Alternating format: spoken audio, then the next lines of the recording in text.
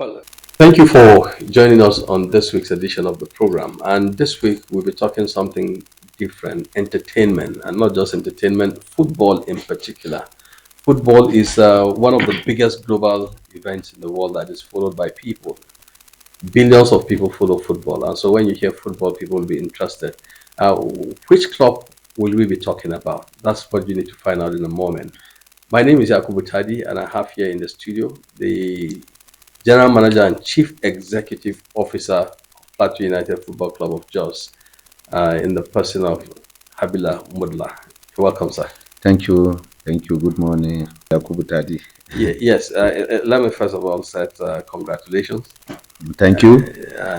There's this saying that uneasy lies the head that wears the crown. How that is true for you?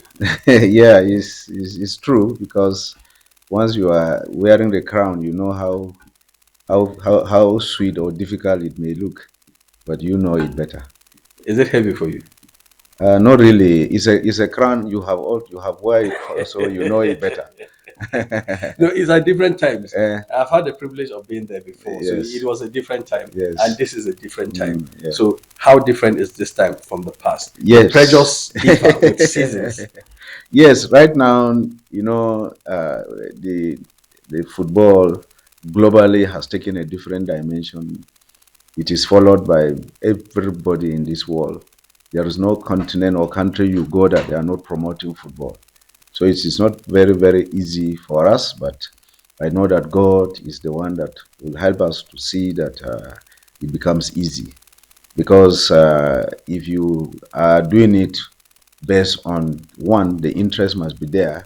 Two, you must know that you want to do it differently. And three, you must make sure that the right people that will help you carry some of the assignment are there with you, so that whether you are there or not, at least they can push it on. And then when you also want to have things to do with your recruitment, once you have the team, it makes it easy. If you don't have a team and you are just waiting for eventuality, then that will be a problem. I don't like this Nigerian mentality that most of the times when we are playing matches, we begin to do calculation. If this one permutation here, or if we win or lose or draw here, if this team have a draw here, we'll scale through. If this one must beat this so that we'll kill. That is not the kind of things I want. I want to have my fermentation from day one. You kickstart it with the right mentality that yes, you want to get to the top. Are you planning a team like Manchester City? Sincerely, yes. Yes. Okay, you mentioned something that is interesting. I've had to interview a lot of people here on this program, and they said God willing, but God said you must work. Yes. Before you get the results. How much work have you put in here? I have worked sincerely since July that I was given this assignment. I have never rested. I was given the assignment on a Saturday. My appointment was announced on a Saturday, precisely around 4.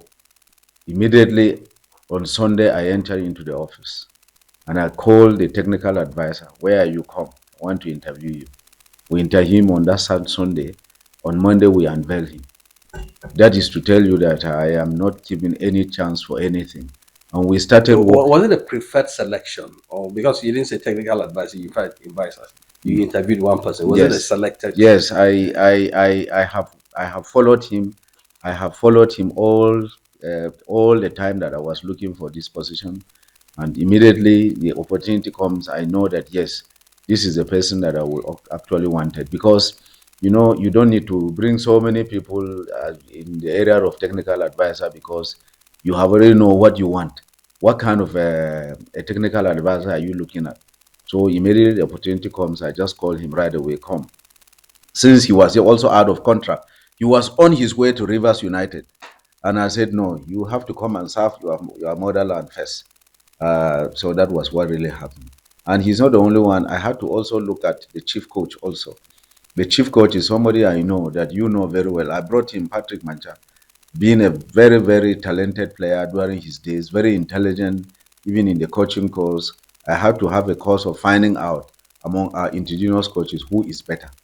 And his name kept ranking anywhere I enter. So I have no option than to invite him immediately. You didn't tell us the name of the technical advisor. Okay, it's Mbas Mongut. Okay. Yes, All of them are former players. yes, Okay. yes. That's quite interesting. You said you were, since you were looking for this post, Mm, you had in mind who you want to bring. So, yes, what is your blueprint? Since you were looking for it, to do what? Just yes. to become a general manager, or what difference do you hope to make? Yes, I sincerely I have looked at the way football is run globally. Football is a business. I really want to look at it in terms of the marketing and develop the business development of the club. I discovered over the years that department is almost very docile, but I want to really bring it up. And I also want to have my blueprint also is to change the media setup of a team. If you look at before now, you will discover that the media aspect of Plateau United is not known except those very few people that may go to Facebook and they'll see anything. But if you are somebody who believes in social media, you will have one thing, one news or the other on in about Plateau United. So that is the turnaround of the media side that we want to do. Sincerely, if you don't have a very good media team and you don't bring it out, your club will not be known. We're talking of Manchester City, Manchester, all the English clubs is because of their media outfit. You will want to know everything about the club. I want to really, the club want to really package it in a way that if you go into our website, when you you click the name of a player, you'll be able to see everything about the player, his profile, his name, the position he played, his jersey number, the number of matches he has played, the minutes he has played. If he has some goals, it will be there, assists and what have you. And we also want to put on that side his price tag. For example, if you want to buy a player from us, you will see that this is the cost of the player. And that was what really happened when Chelsea were pursuing this, is it Caicedo? Because the club has already put 150 million pounds or is dollars or whatever on the price of that player. There was nothing Chelsea didn't do, they never come down because they know that this is a price tag and we want to run it like that. And also, the blueprint that we have is that we want Plateau United to play a kind of a brand good football that everybody, every player must touch the ball from the goalkeeping down to the last striker. Within some short span of time, you 1, 2, 3, you are there almost in the opening half. That is the kind of football we want to You play. have played pre-seasons. Yes. Have you seen that come into play? Has that been implemented? Because if you've not done it in pre-season, how would you do it in the league? Yes, we did it in the preseason. That is why there in Bauchi, everybody was saying Plateau United is a team to beat because we make sure that our from our goalkeeping, he does not just balloon goal, just this long kick. No, you create it from there. You start the attack from there. You look at you open the pass so that within 5 seconds, every player has touched the ball, and that was what really helped us. And it makes every player to be mobile. You will not say, "Oh, this is a striker," and then if the striker is not scoring, the defender will be scoring. That is how we start our first match immediately. We enter Bauchi, then we played El Kanemi. We played 1-1. The second match, the tempo changed. We won that match. The third match, the tempo changed better. We won, and the fourth match like that until we enter into the finals. And it was in the final that luck was not on our side. Why do I say that? We didn't score. They didn't score, so it went into penalty kick. And you know that one is always a game of luck.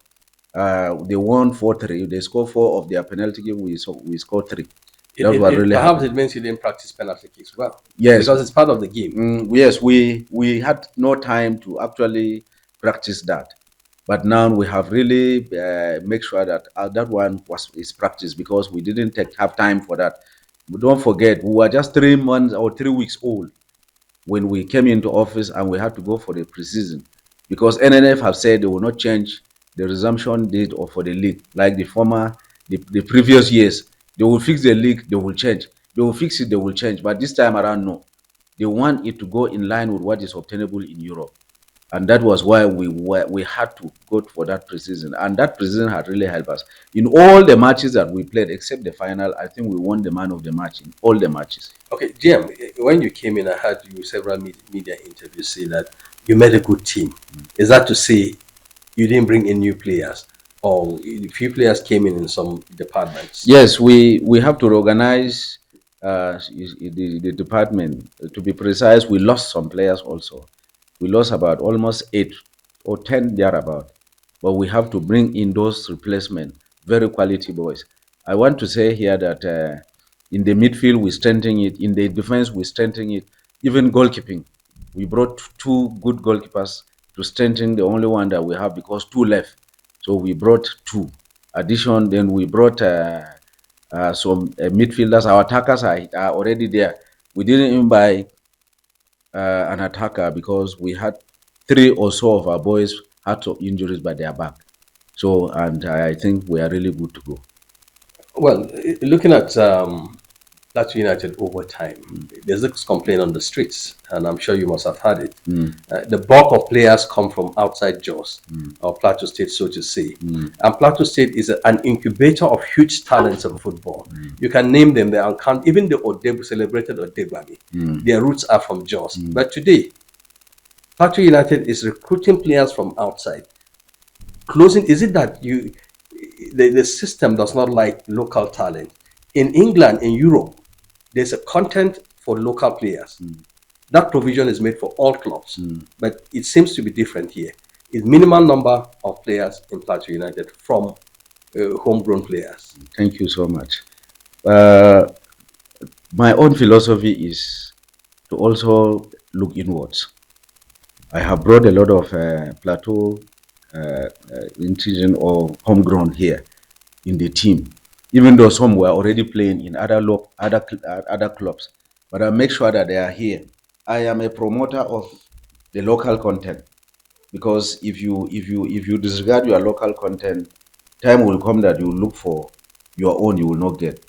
That is why I keep saying it, that I want to see the Nanfang, the Dung, the Davo, the Maren, and the rest of it also part of the team, and which I do have, because I make sure that there is no way that at most, if we're filing out 11 players, 4 at most, at worst, that's the worst scenario, 4 must be local content that are playing that match. Those who meet the standard. Yes, those who meet the standard. I make sure that we meet the standard. That was why when we took off, I did a little open screening.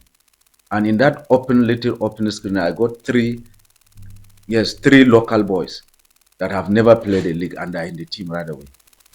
Because that is the way we grow up. 1 is a goalkeeper, 2 are midfielders, 1 is a striker. And I still have another 3 that I kept them.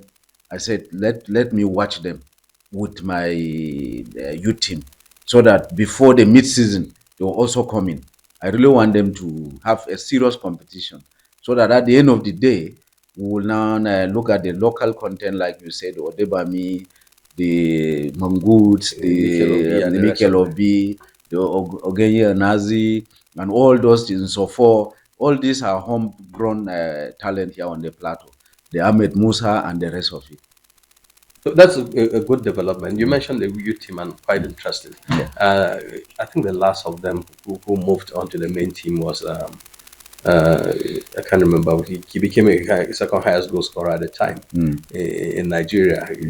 When I was there, we moved him from the youth team. But since then, the youth team is overlooked. Is it Charles Helong or so? No, it's he went on to Israel and South Africa. Okay. The name just escaped my memory.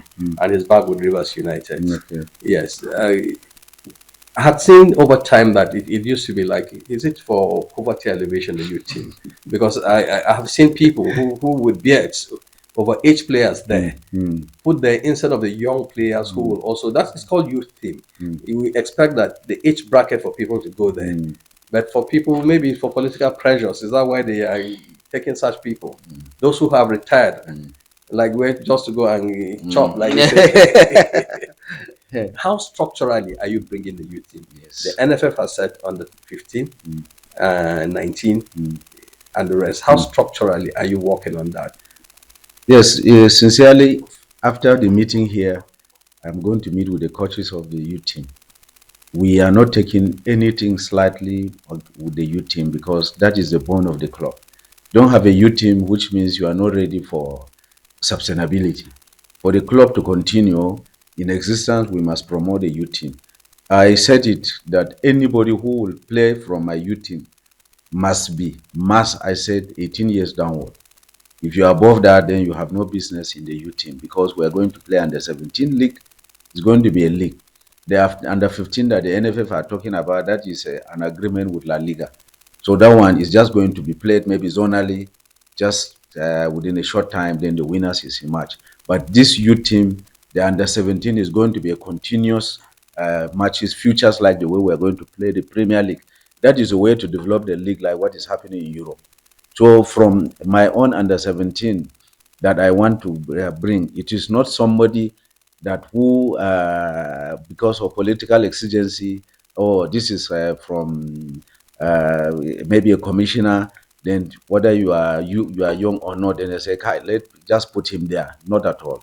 We really want where people can actually play. You see, one thing I've noticed is that football is not something that you would politicize it. If you bow down to the pressure of politics because somebody said my son can play and he cannot really play, you said you just manage him like that, you will not get the result. And that is why I'll keep telling them that some of them that have the opportunity to come to me, I said, you have to be patient, or there's nothing I can do. If the boy knows it, fine. If he don't know it, forget it. There was something happened, and I didn't have the chance to ask the question. It was a Plateau United Football Club youth team, under 17 youth team that won, was said to have won. Another academy in Jos celebrated that winning as their own. You were not there, so but that happened. That actually happened because it was in the public space. Yes. Well, I saw two contradictions. Yes. Plateau United wins, and then another academy in Jos is celebrating that their team won that under 17. It's a bit shady. How different do you want to move up from that development? Yes, the administration then, for whatever reason I do not know, they refused to promote our own under 17. Then they went, and according to them, that they signed is in an agreement with another what do you call it? What's the name of that? Another academy to go and represent Plateau United. Plateau United are supposed to have a team. You left your own and you went to another academy and carry their boys with your own name to go and play, and as if it is Plateau United. But one player from Plateau United was not in that team. So it's just like you went and borrow a shirt and you wear, and you went to a party and you are celebrating. They give you victory because you are well dressed. The owner of the dress can come and tell you that, don't mind you. How can you be saying you won? Is it your clothes? Give me my clothes. Because I asked a simple question. Supposing those boys went and one of them is lucky and is picked to any club in Europe, who now take the money? The benefit goes to where? Then the other clubs tell me that the benefit goes to them. I said, how? You are using my name? Then what is the benefit of that kind of arrangement? And I asked them, is there any written arrangement on that? He said no. That it was just a gentleman. I said no, I will not go into such an arrangement. In fact, as I'm speaking to you now, yes, they are supposed to open the league on the 15th. Sorry, this Saturday. That those young boys that went to play as Plateau United youth team, Plateau United youth team and Remo Stars youth team, they are the one to open the league. Their match will come by 2 p.m. before our match comes around by 4 at in Ibadan. And they were asking me to bring that team. I said, I don't know that team. I don't have that team. I was very blunt to them, NFF. I said, then the owner of the team came and made me say, if it is your club, sponsor them to Ibadan and then you continue. Because I cannot sponsor 2 teams to Ibadan because nobody told me that. And I don't have the resources to do that. Because even the jerseys that they said they gave to them for playing the finals, I said, where is the jersey? He said it is with their players. I said, if it is your players, then finish it. It's a program that you started, finish it. At this moment, I cannot come in. I cannot ask government, oh, I'm presenting a youth team that I cannot lie. So that is what really happened. So okay, let's talk about commitment, because you talk about funding. Finances are always, for every manager of Plateau United, I know it's, I don't know what level your BP is now. But what is the government's commitment? They have talked about commitment to youth, sports, having a sports ambassador in the person of Mikel Obi. What is the government's commitment? Have you spoken to Mikel On my record, on my record, to the extent I know, since he left and became big, I don't know whether he has given something back to Plateau United. Some players do. Yeah. He is now as ambassador. Maybe he will start giving. What's the commitment of government and the ambassador to support him? Because that is his route. Yeah. I cannot say for now that whether he has made some commitment or not. Because if I say he has not, then I will be lying. But I have not see any record that say this is what he has done. Maybe, there are some, maybe sometimes he may want to do his own support to the team without it knowing. So I cannot say anything like that. But give him the ambassador is not bad, because his name is a household name as far as the sports in Nigeria is concerned, especially football. But on the side of the government, His Excellency Barrister Caleb Manasseh Motfang, he has really, really tried. He has given us his word and he is standing by it, because he has really made sure that we are everything that we need, he will provide for. So he has done the best thing for us, and by giving us resources, what part of the resources we got, that is when we begin to buy players of our own. It may interest you to know that I met a team on the Plateau United that are loan players. They were not Plateau United players. But as I got them, they were about 30. I've reduced it down to 8. Even the 8 that is remaining, I'm still negotiating. But in my policy going forward, no player comes to Plateau United on loan. So that you get value. Yes, so that I will get value. I want value. If another club say they want my player, then I will say we will sit down and negotiate on the table. But if it is not your player, they will just play and go. And I have put a stop to that, because I know that. And the shocking thing is that somebody who is playing in an academy, a player of an academy, they will say this is a player on loan academy. He's not a professional player. Then you keep him on loan. Have you ever seen a player coming from lower division in the Premier League as a loan player? It will never happen. It is only professional players.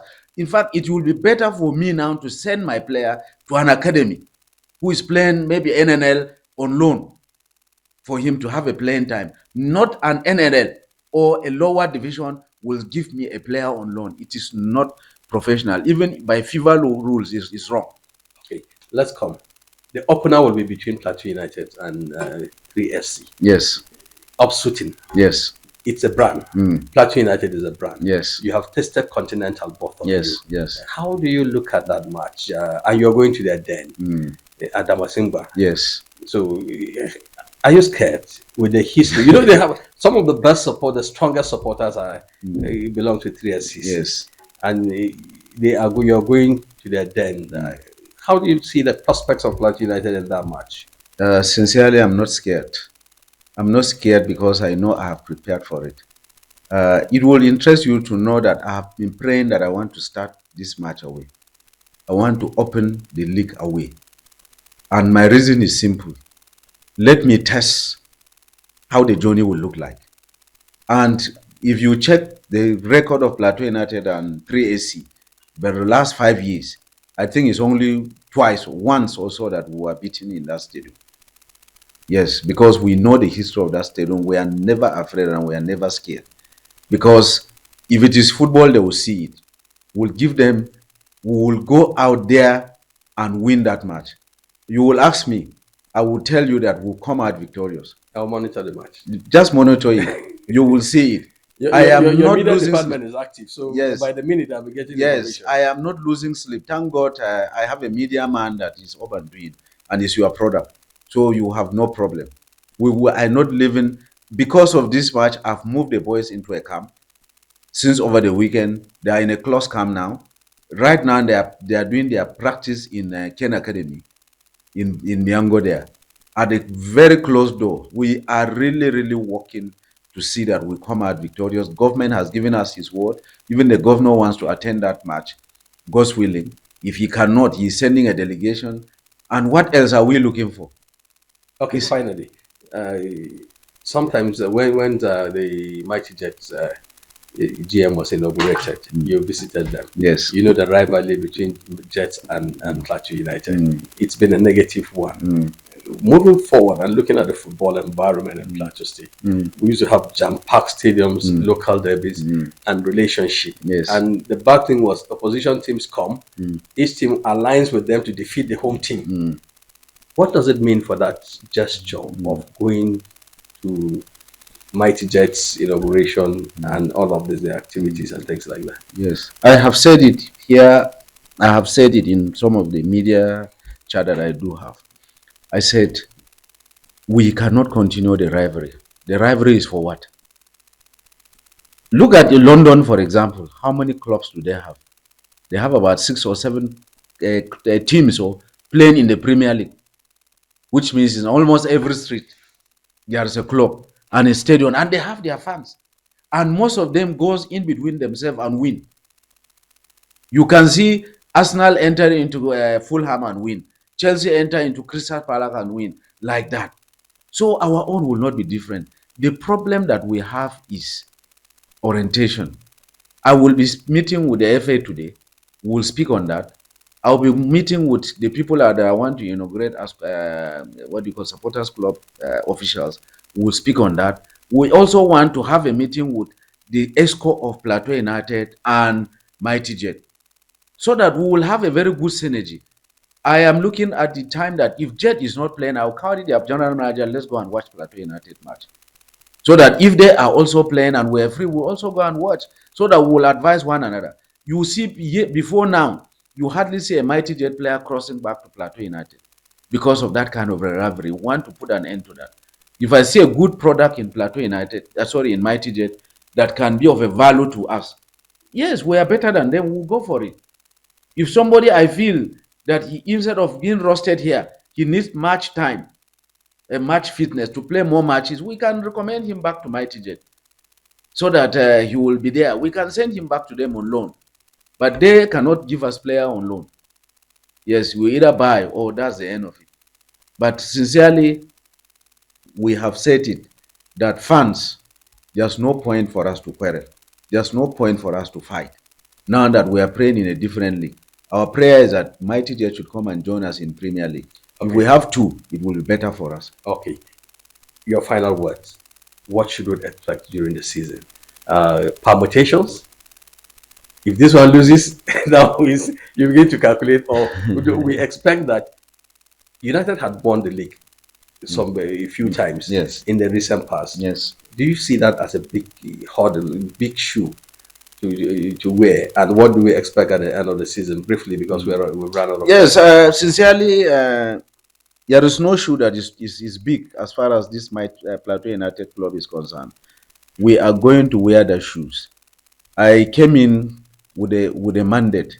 I am coming from a private sector who live in target. I have set a target for this team, that we are going for the club. We are going for the trophy. We are not just going there because for appearance sake, no. And that's why we are doing everything possible to win this league. I don't believe in this fermentation that you continue to be speaking in tongues, continue to pray for another club to lose so that you will gain, so that you win your league. Want to go focus like Man City. Focus like Man City, not Arsenal. Like Man City, because Arsenal cannot be a team that won a league just 20 years ago. And they are still struggling. I want to focus like Man City. They came into the league, nobody gave them chance. But today they are the best team in their money did the magic. Yes, they've not the money is not bribe, but they get the right players. That's what we are doing. We are getting the right players. Okay. Yes, we are getting the right players. Okay. That is why I told you now that I reduce loan players into real Plateau United players, so that I can have control over them. Okay. Thank you. Thank you very much. We wish you success. Thank you.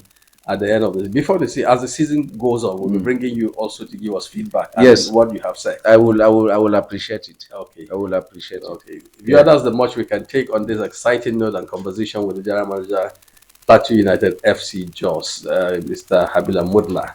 He has made a promise, and we shall keep track and ensure that we bring you from time to time information about Thank this. Thank you. Goodbye and God bless. Next. But don't forget to support us.